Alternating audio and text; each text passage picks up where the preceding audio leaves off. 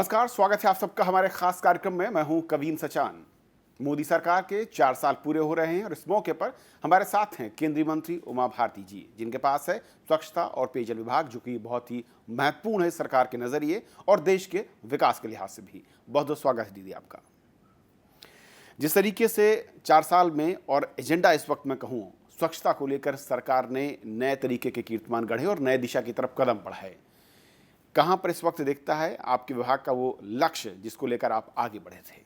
प्रधानमंत्री जी ने 15 अगस्त 2014 को लाल किले से ये बात कही थी कि भारत को खुले में शौच से मुक्त कराना है, क्योंकि इसके 2 कारण थे। एक तो भारत की छवि बहुत ख़राब थी पूरी दुनिया में इस विषय को लेकर, और दूसरा था कि इससे लोगों का स्वास्थ्य प्रभावित हो रहा था, खास करके गाँव की महिलाओं का।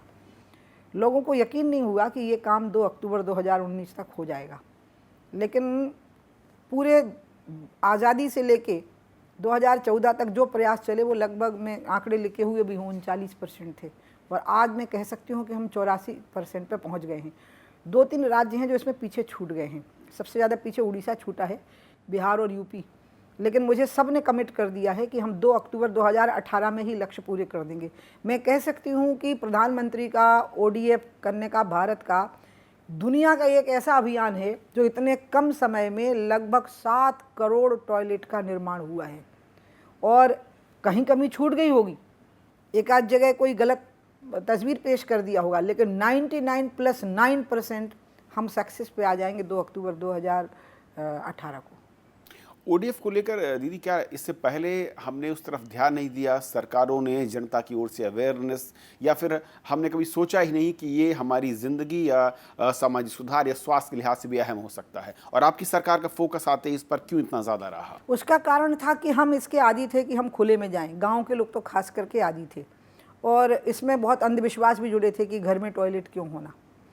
लेकिन धीरे धीरे उन अंधविश्वासों से मुक्ति मिली, महिलाएँ बहुत जागरूक हुईं, समाजसेवी संस्थाओं ने इसमें बहुत ज़ोर से काम किया, डिस्ट्रिक्ट के कलेक्टरों ने काम किया, और जैसा कि हमारे प्रधानमंत्री जी ने कहा है, हमारे जो सचिव बने परमेश्वर अय्यर, जिनने मिशन डायरेक्टर की स्पिरिट से इसमें काम किया, वाकई समाज के और शासन के सभी अंगों ने इसमें इतने ज़ोर से काम किया कि वो आदत बदल गई और एक अभियान चल पड़ा कि इस अभियान से कितना बड़ा रिलीफ मिला है। पहले क्या था, लोग बना भी लेते थे तो बकरियाँ बांध रहे, उसमें गायें बांध रहे, खुले में ही जा रहे हैं, घर में बना ही नहीं रहे हैं, मना कर रहे हैं। ये एक साथ इसमें 3 काम करने पड़े। स्ट्रक्चरों का निर्माण करना पड़ा, माइंड के स्ट्रक्चर को ठीक करना पड़ा, और नेचर के स्ट्रक्चर को ठीक करना पड़ा। इसमें 3 तरह के स्ट्रक्चर के निर्माण हुए, और मैं धन्य कहूँगी प्रधानमंत्री को कि ऐसा भी दुनिया में एक व्यक्ति है जिसने अपने लक्ष्य को समय से 1 साल पहले पूरा कर लिया, वो भी एक महानतम लक्ष्य को, जिसमें कि पूरे देश की लगभग 100 करोड़ आबादी को प्रभावित होना था। इस जब मिशन की घोषणा की गई, इस जब कॉन्सेप्ट को कहा गया, उमा जी, कई मंचों से कहा गया, प्रधानमंत्री और अलग मंचों से बोलते रहे, शुरुआत में कई दल या नेताओं ने इसको मजाक के तौर पर भी लिया, लेकिन सरकार फिर भी बढ़ती रही। क्या कभी ऐसा लगा हर्डल के तौर पर या अवरोध के तौर पर कुछ सामने खड़ा होता है, चाहे वो सोच हो व्यक्ति के तौर पर या फिर राज्यों के सहयोग की बात हो? देखिए, विपक्ष का तो काम है ना आलोचना करना, लेकिन आलोचना सकारात्मक हो और आंखें खुली रहें, दोनों बातों का ध्यान रखना चाहिए। ऐसा ना हो कि आपकी हंसी उड़ जाए। आपने देखा होगा राहुल जी की कई बात इसी वजह से हंसी उड़ जाती है कि वो आलोचना करते हैं और आंखें खुली नहीं रखते हैं, फैक्ट उसके विरुद्ध हो जाते हैं। GST, जनधन और ODF, मेरा खुद का भतीजा मुझे कह रहा था, वो छोटी मोटी ठेकेदारी करता है, कह रहा था हमको GST से बहुत बड़ा रिलीफ मिल गया, और वो आम व्यक्ति है। आप देखिएगा, GST भारत के लिए बहुत बड़ा रिलीफ है, व्यवसाय क्षेत्र के लिए। जनधन शान के साथ गरीब आदमी को भी जीने का एक अधिकार है कि हमारा भी खाता है। ODF महिला का अधिकार था, गरीब लोगों का, विकलांगों का अधिकार था, जो दूर तक जा नहीं सकते थे, गंदगी से मुक्त रहने का और बंद कमरे में, बंद स्थान पे इसको करने का। इसलिए जिनने आलोचनाएं की, उन्होंने आंखें बंद करके आलोचनाएं की, लोगों की ज़रूरतें नहीं समझी, उन्हें अपने वोट की ज़रूरत समझी, इसीलिए आलोचना की। ODF को लेकर, क्योंकि उमा जी पहले भी सरकार केंद्र की ओर से स्कीम चलती थी शौचालय को लेकर, लेकिन मैंने देखा था कि करप्शन उसमें बहुत ज़्यादा था। पेपरों पर वो बनते थे और उसके पैसे का बंटवारा होता था। और क्योंकि जब आपने इस पूरे के पूरे स्वच्छता कवरेज को 84% तक कवर किया है, वो जो लूप होल थे करप्शन को लेकर, उसको कैसे आपने चेकआउट किया और कैसे उनको रोका है? मॉनिटरिंग बहुत ज़बरदस्त हुई, मेहनत बहुत हुई। अब प्रधानमंत्री ने अब एक नया रास्ता खोल दिया। इसके पहले हम सरकारों की प्रशंसा करते थे लेकिन सरकारी अधिकारियों का नाम नहीं लेते थे। प्रधानमंत्री जी ने मोतिहारी में हमारे सचिव के चेहरे पे कैमरा लगा के बता दिया कि अधिकारी की भी खुलेआम प्रशंसा करनी चाहिए। जिस तरह से एक मिशन की स्पिरिट में इस विभाग में काम किया फिर सब लोगों ने, उसमें डीएम भी लगे, सीडीओ भी लगे, जिला पंचायतों के सीईओ भी लगे, इतने लोगों की आंख एक साथ थी इस काम के ऊपर कि इसमें करप्शन की गुंजाइश नहीं थी, बल्कि लोगों ने घर से पैसे लगा दिए। कई महिलाओं ने कानों के झुमके बेच दिए, गले की चेनें बेच दी। मतलब ये तो पहला कार्यक्रम है जिसमें पैसे खाने की जगह पे पैसे लगा दिए गए, अपनी तरफ से थोड़े से, अपनी तरफ से भी लगा दिए गए। इसलिए अब आपको याद हो भोपाल में मैंने एक बात कही जिसको लेके बहुत हो हल्ला किया गया, डिस्टॉर्शन कर दिया उसमें। मैंने ये कहा कि ईमानदार आदमी काम करे तो वो तो हीरे की तरह जगमगाता है, लेकिन अगर ईमानदार आदमी तय कर ले कि मुझे तो नीति से चलना है और काम नहीं करना, तो एक काम 6 महीने नहीं होगा फिर। लेकिन अगर उसने ये तय कर लिया कि मुझे जल्दी करना है तो होगा, तो इससे तो अच्छे वो लोग हैं जो हमारी बात मान जाएं और जल्दी काम करें। अब बेईमान तो वो हो ही नहीं पाएंगे कि हम ईमानदार हैं, तो वो ईमानदार रहेंगे ही। जब हम खाएंगे तभी वो खा पाएगा। नेता और मुखिया अगर नहीं खाएगा तो कोई नहीं खा सकता। तो प्रधानमंत्री की स्वयं ने एक नीयत है, सचिव हमारा है ही बहुत तेज़ी से काम करने वाला, और इस डिपार्टमेंट में सारे लोग तेज़ी से काम करने के लिए आए। और फिर नीचे बहुत, और इसमें NITI Aayog, finance commission, PMO, फिर डिस्ट्रिक्ट कलेक्टर, सीडीओ, सभी लग, पंचायत, सरपंच, महिलाएं, पुरुष, बूढ़े, जवान सब लग गए थे इसमें। मतलब एक जन आंदोलन बन गया था, इसलिए सफल हुआ। ओडीएफ के बाद जो अगला लक्ष्य है, मैं पढ़ रहा था और आपकी स्पीच कई जगहों पर आपने कहा कि ओडीएफ को की सस्टेनेबिलिटी को लेकर है कि कैसे उसको टिकाऊ रखा जाएगा, कैसे उसको हम लगातार कर पाएंगे। क्या चुनौती है और क्या रोड मैप है? अब क्या है कि आप साफ सुथरे तो हो गए, लेकिन अगर आपने कंघी नहीं करी, बिंदी नहीं लगाई, ढंग के कपड़े नहीं पहने, तो सुंदर थोड़े ना आप कहलाएंगे। तो इसलिए गांव साफ़ सुथरा हो गया, साफ खुले में आप शौच से मुक्त हो गए, लेकिन नालियाँ बह रही हैं और गंदगी पड़ी है। सॉलिड की गंदगी है, लिक्विड की भी गंदगी है। पहले क्या होता था, गंदगी का एक ही प्रकार था, पशुओं की गंदगी, मनुष्य जनित गंदगी। मनुष्य जनित गंदगी का हमने रास्ता निकाल लिया, लेकिन पशु जनित गंदगी है, गौमूत्र है, गाय का गोबर है, भैंस का गोबर है। फिर एक नई चीज़ पैदा हो गई है, वो है प्लास्टिक, पॉलीथीन, पॉलिएस्टर, प्लास्टिक की बोतलें। ये तो ब्रह्मा जी का वरदान लेके आएंगे, ब्रह्मा भले ही मर जाएं ये नहीं मरेंगे, ये मौजूद रहेंगे, और ये गाय मारेंगे, लोगों का स्वास्थ्य खराब करेंगे, और ये नष्ट नहीं होंगे।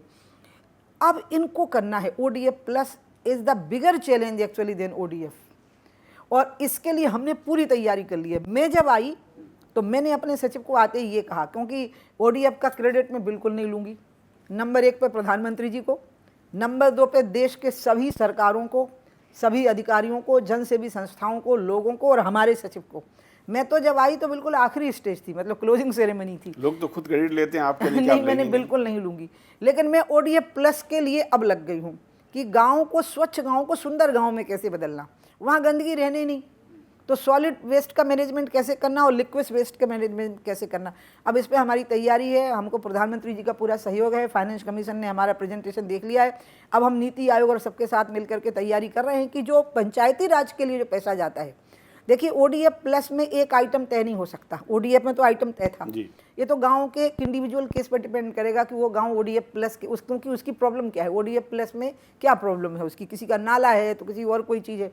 तो इसके लिए जो पंचायती राज के लिए पैसा जा रहा है उसी में पैसे का प्रोविज़न हो जाए, और ग्राम सभा में तय हो जाए कि हमारे गांव को सुंदर करने के लिए ये चीज़ें चाहिए, हम करेंगे, और उस पैसे से वही काम हो। अब देखिए, मुझे लग रहा है कि 1.5-2 महीने में हम उस पर आ जाएंगे। यानी कहा जाए उमा जी कि ODF से बड़ी चुनौती ODF प्लस है, क्योंकि हर गाँव की अपनी ज़रूरतें, वहाँ की मुश्किलें अलग होंगी। तो इसको लेकर एक गोवर्धन जो प्रोजेक्ट आपका शुरू आपने किया है, ये क्या है, इसका दायरा क्या है, और इसका अगर लक्ष्य क्या है, कब तक आप उम्मीद करते हैं कि इस प्लस के टारगेट को हम पूरा कर पाएं? अब इसमें क्या है कि जो गोवर्धन योजना है ना, वो उसका नाम गाय से नहीं है, नाम संयोग से वो गोवर्धन हो गया है। मैं अभी कहीं से उसको निकाल के दे दूंगी, उसका नाम आपको बता दूंगी। तो गोवर्धन योजना यह है कि गाँव में जो गंदगी है, जैसे गोबर है, गौमूत्र है, और भी चीज़ें हैं, कचरा है, सब्जियों का कचरा है, क्या करें, पुरानी चीज़ों को हम नए तरीके से, और उसमें कुछ नए उपयोगी तरीके निकाल लिए। आपको पता होगा पुराने ज़माने में घर की दिन भर की सब्जियों का कचरा और रात का बचा हुआ भोजन एक बड़ी नांद में डाल देते थे, और सवेरे वो सबसे प्यारी जो गाय या भैंस होती थी उसको खिलाते थे, और वो क्योंकि वो दूध देती थी। अब नहीं है वो गाय, बाड़े में ही नहीं हो तो कहीं बाहर घूम रही है, और गाय का जो गोबर और मूत्र होता था वो महिला तसले में मूत्र बटोर लेती थी, भैंस का या गाय का, और टोकरी में गोबर, और हर घर का अपना घूरा होता था। वहाँ जाके डालते थे। और साल में जब खेती, गेहूं की खेती का जब समय आता था तो कटने के बाद, तो किसान खुद बैलगाड़ी में भर के वो खाद अपने ही खेत में डाल देता था, तो वो सॉलिड लिक्विड मैनेजमेंट हो जाता था। अब क्या हो गया है, घूरे ही नहीं है, गाय घर में नहीं बंध रही है, घर का पूरा जो कूड़ा कचरा है वो बाहर घर के सामने फेंकने लगे हैं। तो अब इसमें एक नई चीज़ पैदा हो जाएगी, फ़ायदा हो जाएगा। अब इससे गोबर गैस से अब कुकिंग गैस बनेगी। अब हो सकता है कि हम घर घर में कुकिंग गैस की व्यवस्था भी उसी से कर दें। हो सकता है कि उससे हम छोटे मोटे एसटीपी भी गांव में नाले को ट्रीट करने के लिए लगा दें। जो चीज़ पे बहुत गहन मंत्रणा चल रही है वो है पॉलीथीन। अब इसमें मेरे आप लाभ उठाऊंगी बोलने का। पॉलीथीन को बैन तुरंत कर दो ऐसा कहते हैं, लेकिन आपको उसकी एक दूसरी घटनाएं ध्यान रखनी पड़ेगी। कई चीज़ें आप जब रोकते हैं तो ध्यान रखना पड़ता है कि उसके बदले में आप क्या करोगे, फिर उसका विकल्प क्या। एग्जैक्टली क्योंकि गांव में आदमी सब्जी खरीदने गया, पॉलीथीन में ले आया, तो पॉलीथीन की तो कीमत ही नहीं है। अब ये जो पर्यावरण विदों ने या दूसरे एनजीओ ने जो थैले बनाए हैं वो तो इतने महंगे हैं कि उतने महंगे का सामान नहीं होगा, तो लोग अफोर्ड नहीं। अब पहले क्या था, बांस था, बांस की टोकरी थी, वो टोकरी घर में रहती थी, लोग उसमें सामान ले आते थे। वो इंडस्ट्री बंद हो गई, वो रोजगार ही बंद हो गए। उससे जुड़ा हुआ एक पूरा वर्ग रहता था गाँव में, उसका इससे धंधा था। बांस को पेड़ मान लिया गया। अब अंत में प्रधानमंत्री ने उसमें संशोधन करवाया है। अब गांव-गांव में अगर बांस उगने लगे, बांस की टोकरी बनने लगी, तो वो तो फ्री में देते थे। आपको शायद ये नहीं पता है, बांस की टोकरी फ्री में मिलती थी, सूप, टोकरी, ये सब फ्री में मिलते थे, और बदले में वर्ष में एक बार उनको अनाज मिल जाता था। बिल्कुल, एक सिस्टम था जो पहले टूट गया। तो हमें उस सिस्टम का आधा हिस्सा रिवाइव करना पड़ेगा कि हमें उसके विकल्प गांव में ही खोजने होंगे। कोई बाहर का आए और मल्टीनेशनल कंपनी और वो जाके एक थैला बेच आवे, इसको हमको रोकना पड़ेगा। क्योंकि जो जानकारी है कि गंगा के किनारे के सभी जो गांव हैं 4485 ODF घोषित हो चुके हैं, लेकिन वहां से जो दूसरी तरह का कचरा है वो अभी भी एक बड़ी समस्या रही है गंगा के किनारे के इलाकों में। और आपका एक पुराना ध्येय, आपका लक्ष्य रहा है गंगा सफाई को लेकर, क्योंकि जब मैं पिछली बार आपसे मिला था आपने कहा था कि सबसे करीब जो आपके दिल के हो गंगा के आप साफ देखना चाहती हैं, और ताकि देश के नागरिक वहाँ पर स्नान करके कहे कि वाकई ये पूजनीय इसका पानी हो चुका है। उस दिशा में और क्या कुछ कदम इस वक्त आप देखती हैं सफाई के लिहाज से? गंगा के किनारे करीब 16,064 पंचायतें हैं और इसमें करीब 4,400 गांव हैं। एक पंचायत में कई बार 2-3 गांव होते हैं, वो सारे ODF हो गए। हमने पैसे दिए, जब मैं गंगा मंत्री थी तो वहाँ से पैसे दिए हमने इसके लिए, कैबिनेट में ही हमने प्रोविज़न किया। अब क्या है कि आपको पता होगा कि शहर में तो घाट हैं, लेकिन तीर्थ अधिकतर गांव में हैं, लोक महत्व के तीर्थ, जहाँ बड़े बड़े मेले लगते हैं और बहुत गंदगी छूटती है वहाँ पे। इसलिए गंगा के किनारे के गांव मॉडल बनेंगे पूरे भारत के लिए ODF प्लस होने के लिए, क्योंकि वहाँ पर सब प्रकार की गंदगी है।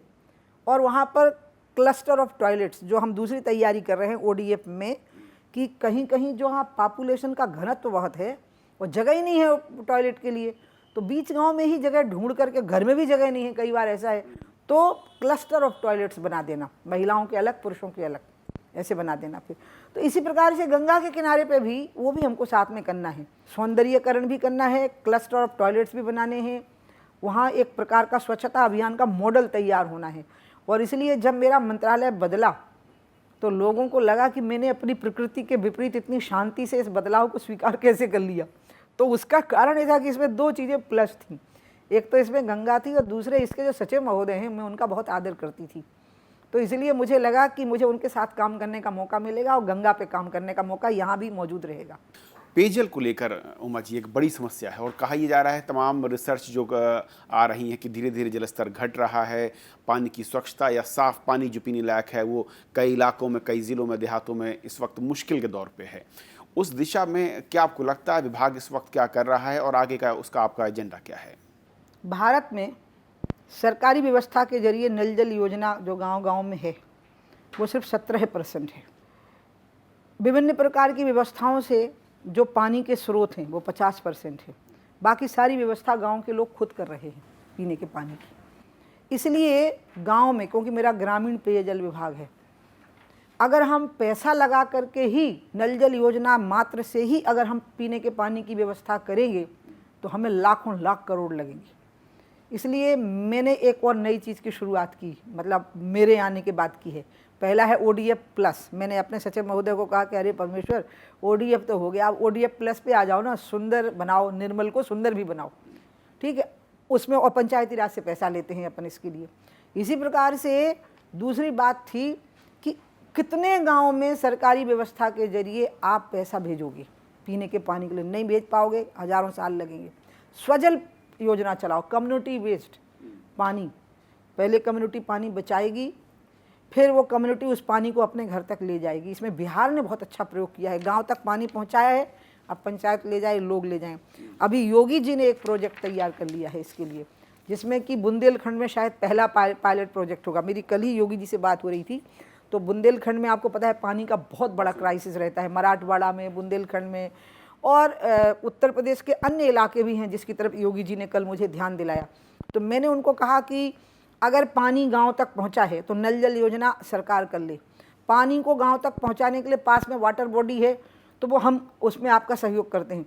लेकिन हम एक स्वजल प्रोजेक्ट जो शुरू किया था हमारे परमेश्वर सचिव जी ने, जो पहले यूपी इकट्ठा था उस समय पे, पहाड़ पे हुआ था उत्तराखंड में, अब हम उसको राजस्थान में शुरू कर आए हैं, जिसमें है कि पानी का स्रोत ढूंढेंगे।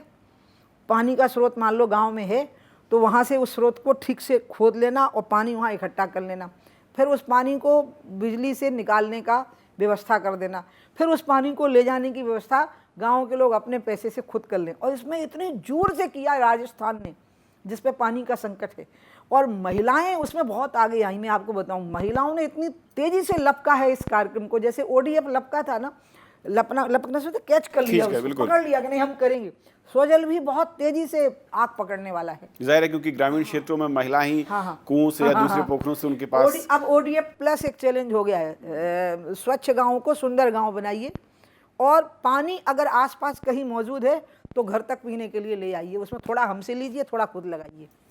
क्योंकि एक और चीज़ उमा जी है कि पिछले कुछ 3 दशक में अगर मैं अपनी याददाश्त के लिहाज से देखूं, जिस तरीके से गांव में पानी की बर्बादी मैं कहता हूं, वो इसलिए कि बड़े पैमाने पर वहां पर बोरवेल शुरू किए गए, जो ज़मीन का पानी। मैं आपको बीच में ही टोके देती हूँ।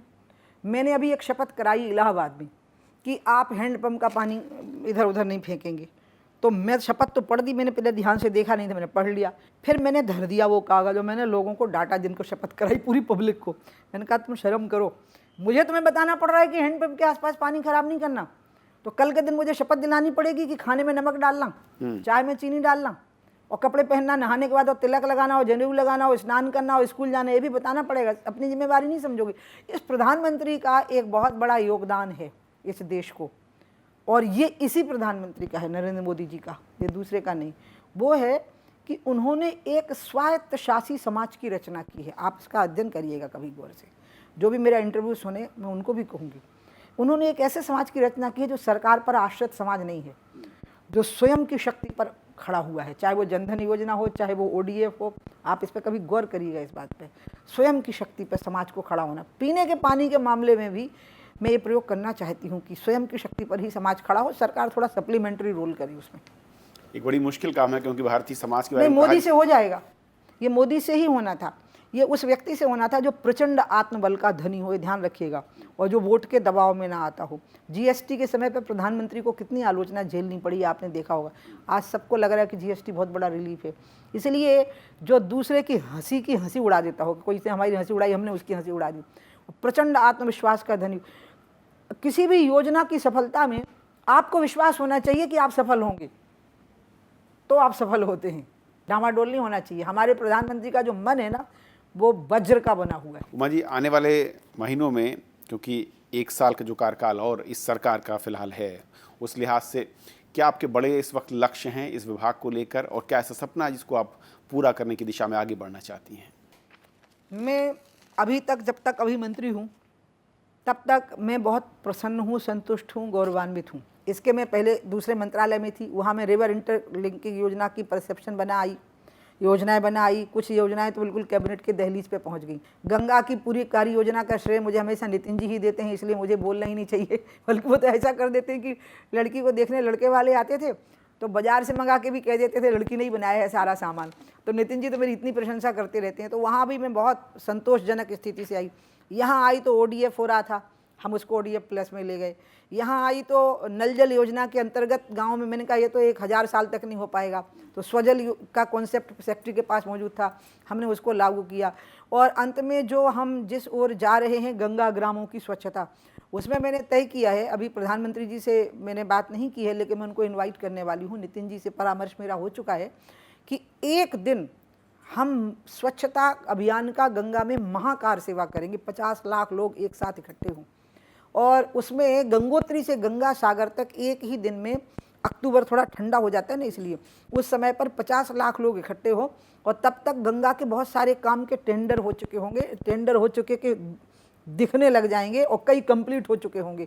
तो वो एक काम अलग चल रहा है इंफ्रास्ट्रक्चर का जो नितिन जी कंप्लीट कर रहे हैं, प्लस फिर जन जागरूकता का अभियान जो उस दिन शुरू होगा वो फिर परमानेंट चलता ही रहेगा। ये एक चीज़ और है जो बहुत बड़ी घटना होने वाली है अक्टूबर के महीने में। उमा जी, ODF प्लस के साथ साथ अब एक गोवर्धन स्कीम की सरकार बात कर रही जो कि 700 जिलों में इसका प्रोजेक्ट शुरू करने जा रहे हैं, क्या है ये? गोवर्धन योजना है कि जो पशुओं के द्वारा छोड़ी गई गंदगी है उसका उपयोग कैसे हो सकता है, जिसमें है ग्लेबनाइजिंग ऑर्गेनिक बायो एग्रो रिसोर्सेज धन, ये है। तो ये गाय से संबंधित नहीं है, हर प्रकार के पशु से संबंधित है पहले तो, जिसमें गाय भी है, भैंस भी है, भेड़ें भी हैं और भी जो पशु पक्षी अपनी गंदगी छोड़ते हैं उसका कैसे उपयोग गांव में होना और गांव की सुंदरता में उसका उपयोग होना। इसलिए कोई ये गलतफहमी ना पाल ले, हम गऊ भक्त हैं, खुलेआम गऊ भक्त हैं, बिल्कुल हुंकार भर के गऊ भक्त हैं। लेकिन ये योजना जो है इसमें जो गोवर्धन शब्द है वो सिर्फ गाय से नहीं है बल्कि पशु मात्र से जुड़ा हुआ है और ये योजना हमने शुरू की है और ये भी बहुत जोर पकड़ने वाली है, क्योंकि उत्तर प्रदेश में तो बहुत बड़ी समस्या खड़ी हो गई थी अन्ना पशुओं की। लाखों लाख पशु लोगों ने छोड़ दिए खुले में और वो पशु बोझ बन गए। गौशालाओं में आप कब तक रखेंगे पशु, कितने पशु बचाएंगे? ये गोवर्धन योजना में जब हम उपयोग करेंगे जिससे बायोगैस बनेगी, कुकिंग गैस बनेगी, तो इसका परिणाम ये निकलेगा कि हर चीज़ उपयोगी लगेगी, पशु की छोड़ी हुई गंदगी भी उपयोगी हो जाएगी। ये इस योजना का मतलब है। उमा जी, आपने वक्त दिया, राजसभा टीवी से बातचीत की, बहुत बहुत शुक्रिया आपका। तो ये थी उमा भारती जो बता रही थी अपने विभाग के बारे में और क्या कुछ सरकार ने फिलहाल 4 वर्षों में किया है और आगे का रास्ता और एजेंडा क्या है। फिलहाल आज इस खास कार्यक्रम में इतना ही। नमस्कार।